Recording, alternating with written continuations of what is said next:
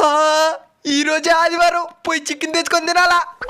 పరిగిరా, మా అమ్మకి తెలియకుండా మా అమ్మ పర్సులో డబ్బులు దొబ్బేసి చికెన్ తెచ్చుకోవాలా.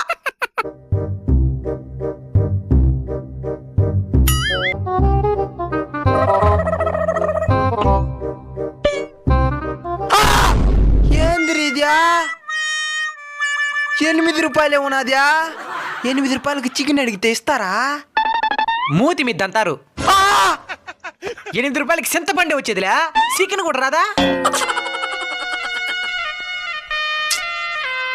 సరే మంచి బాధపడద్దురా, నీకీ మా ఉండాడ్రా.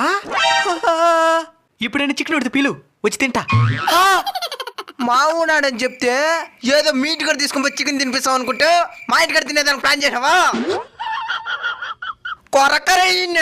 సరే ఉండు, ఇంటికి వచ్చి చికెన్ తినాలనుకున్నా సరే. ఇక్కడ కనబడుతున్న లింక్ క్లిక్ చేసి పూర్తి వీడియో చూసి